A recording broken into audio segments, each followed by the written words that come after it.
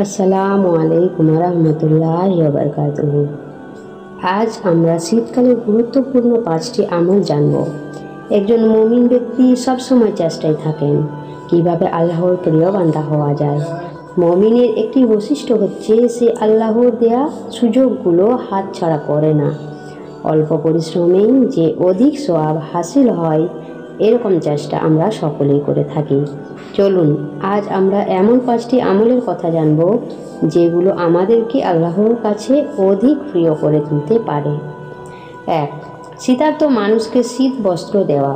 শীতের মৌসুমে অনেক মানুষই শীতে কষ্ট পান, তাই আল্লাহ তাআলা আমাদের যাদেরকে সামর্থ্য দিয়েছেন তারা চেষ্টা করি গরিব দুস্থ মানুষদের সাহায্য করার।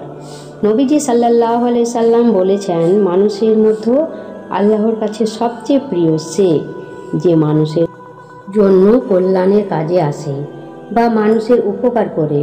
আর শীতের সময়ে একজন মানুষকে শীতের কাপড় দেওয়া অনেক বড় উপকারের। এর মাধ্যমে আমরা খুব সহজেই আল্লাহর প্রিয় বান্দা হয়ে উঠতে পারি। যার অনেক সামর্থ্য আছে তিনি সাধ্যমতো বেশি খরচ করতে পারে।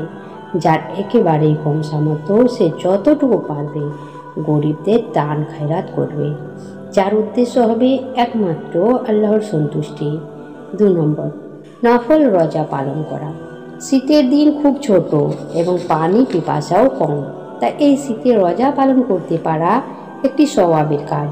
নবী সাল্লাল্লাহু আলাইহি সাল্লাম বলেন, শীতকালের সিয়াম হলো অনায়াস লব্ধ গনিমত সম্পদের মতো, অর্থাৎ যে সম্পদ অর্জিত খুব অনায়াসে।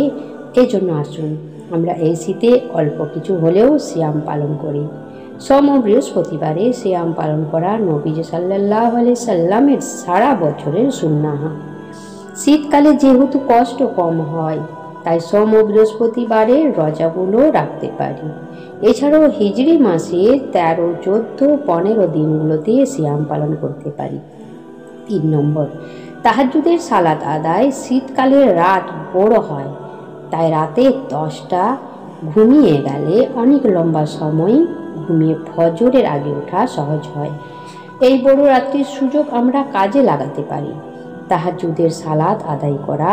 হাদিসে এসেছে, যেই লোক কনকনে শীতের দিনে ওযু করে সালাত আদায় করে আল্লাহ তার দিকে তাকিয়ে হেসে দেন।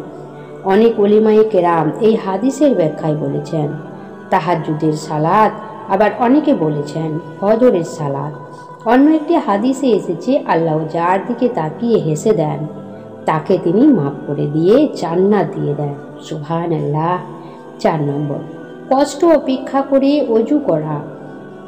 রাসূল সাল্লাল্লাহু আলাইহি সাল্লাম বলেন, আমি কি তোমাদের এমন বিষয়ের সংবাদ দেব না যার মাধ্যমে আল্লাহ তোমাদের গুনাহ মুছে দিবেন এবং তোমাদের সম্মান বৃদ্ধি করবেন? তখন সাহাবায়ে কেরাম বললেন, অবশ্যই হে আল্লাহর রাসূল। রাসূলুল্লাহ সাল্লাল্লাহু আলাইহি সাল্লাম বললেন, শীত বা অন্য কোনো কষ্টের সময়ে ভালোভাবে ওযু করা। তাই আমাদের উচিত কষ্ট করে ওযু চেপে না রেখে প্রয়োজন অনুযায়ী ওযু করা। অনেকেই আমরা আছি যারা আসরের ওযু দিয়ে ইশার সালাত আদায় করার চেষ্টা করি, এতে ওযু নষ্টের সম্ভাবনা রয়েছে। 5 নম্বর, জাহান্নামের কথা স্মরণ করা। হাদিস শরীফে থেকে জানতে পারি দুনিয়াতে শীত ও গ্রীষ্মকাল হচ্ছে জাহান্নামের 2টি শ্বাস ছাড়ার কারণে হয়ে থাকে।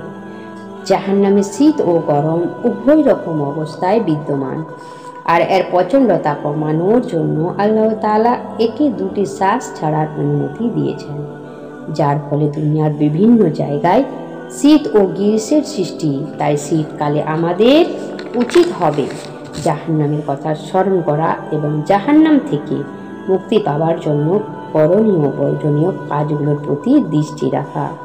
আল্লাহ তাআলা এই শীতের দিনে আমাদের বেশি বেশি আমল করার তৌফিক দান করুন, আমিন। এই ধরনের আরও ভিডিও পেতে চ্যানেলটিকে সাবস্ক্রাইব করুন।